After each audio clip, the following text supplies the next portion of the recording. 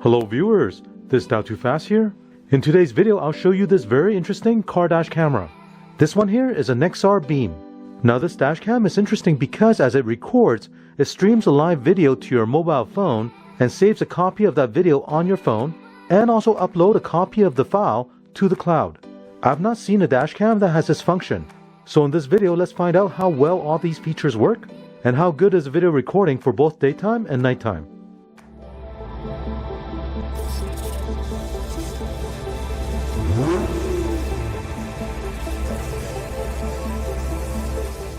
So let's take a look at the unboxing of this Nexar Beam dashcam. Here's the dashcam. The user guide is labeled 1, 2, and 3. Number 1 is a setup guide. Number 2 will show you how to install the wiring. And number 3 will give you information about the dashcam. Windshield mount, plastic pry tool, power cable, cigarette lighter power adapter, mounting clips. Here's a look at everything you get with this dashcam. So let's have a closer look at this Nexar Beam dashcam. On the front is a front-facing camera. Now this is a one-channel dashcam, so only has one camera to record what's going on in front of you. This camera records in Full HD 1080p, and the viewing angle is 135 degrees. This dashcam does have night vision, built-in Wi-Fi. It also has a GPS antenna that's attached to the windshield mount that I'll show you later on. Over here on the left side is a speaker. Looking on this side, here's a power switch, and below that is a memory card slot. Now this dashcam comes with a 32GB memory card. And below that is a ventilation hole, and next to it this is a microphone. Now there's more ventilation holes on the other side. Looking at the bottom, there's a reset switch, and looking at the top, there's a mini USB connector for connecting to the windshield mount, which has a GPS antenna. In the middle, this is where you install the windshield mount. Now looking at the back, one thing you'll notice is it does not have an LCD screen. With a built-in Wi-Fi, you can connect this dashcam to your mobile app, and there's an LED for the Wi-Fi connection, and an LED that will show you when the dashcam is recording. Here's a look at the windshield mount. As you can see, it uses a suction cup. And on top of it, right here is a GPS antenna. To install this onto the dashcam, what you'll need to do is slide this onto the top of the dashcam. You adjust the angle. When you install this, you do need to connect a mini USB cable from the GPS antenna to this port on the dashcam.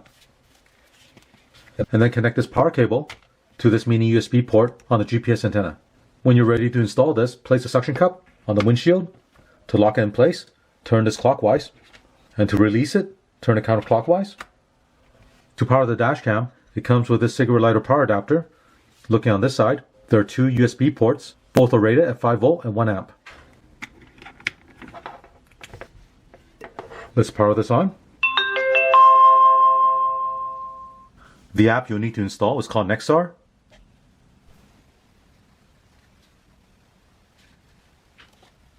If you want, you can enable the storage so the dashcam will stream the video to your phone. Now keep in mind the video that's streamed to your phone will be a lower resolution copy, but it will still take up storage on your phone. Enable location. Next it'll ask you to sign up for an account. Next you need to pair the dashcam. Select pair dashcam.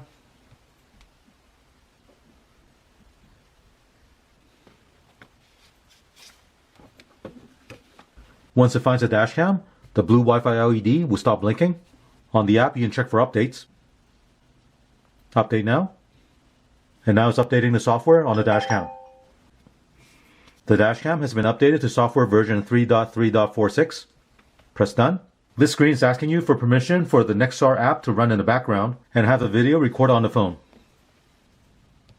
If you installed this in the car already, you can check the view of the dashcam. So right now you're looking at the live view from the dashcam.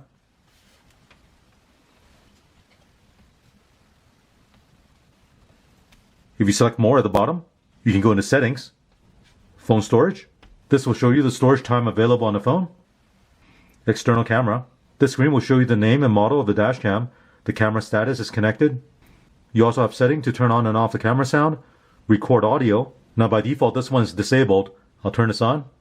You can also look at the camera preview, camera software update, and unpair the camera. Let's go back.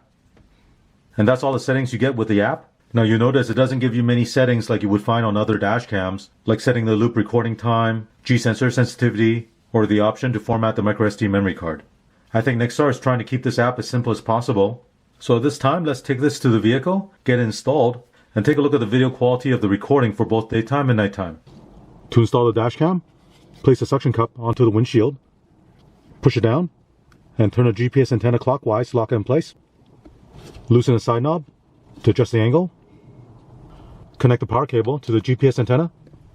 Route this cable up to the headliner and over to the A-pillar and down to your center console. Plug in the cigarette lighter power adapter. Here I'm going to start the vehicle.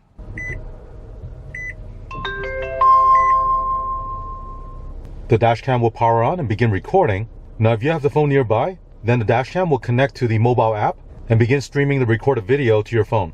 Now the way this dashcam handles recording is a little different than most dashcams.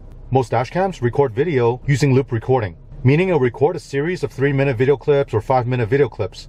Now this Nexar Beam dashcam organizes the video clips by your driving routes. What I mean by that is when you view the video, it will show you from the time you start your drive all the way to when you get to your destination. Looking at the app, there's a live view from the dashcam, and below that is the elapsed time of this drive. Now if I turn off the ignition, then it'll end this driving route. The recorded video is now shown in this full drive video clip. If you tap on it, it'll play it back. The top is a recorded video, and the bottom is the speed you're traveling at. If you want to download this video clip, select Create Clip. At the bottom is a timeline. You can move the starting time and the end time. Once you selected the time frame you want to download, select Save. And now this video clip is downloaded to your phone. The downloaded video will show up under Clips. You select that, play back the video. At the top, it will show you the route that you took from starting to end. You can select the Share button and put it into your Dropbox and get a copy of the video file on your computer. Now, one thing to note is the resolution of this downloaded file is 720p.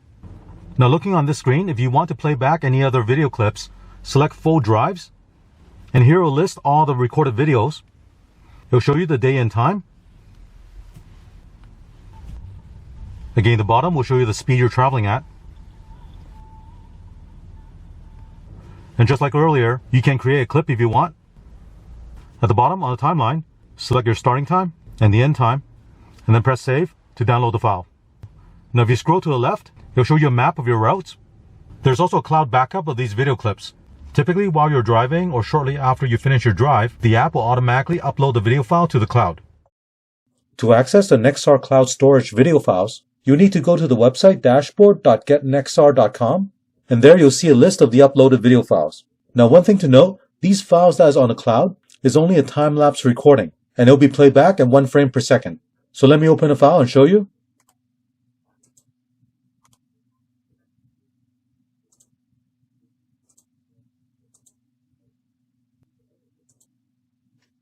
At the bottom, you can also choose Map, and this will display the map of the route you drove. Now, if you hover the mouse over the video, you do have the option to download this video file to your computer.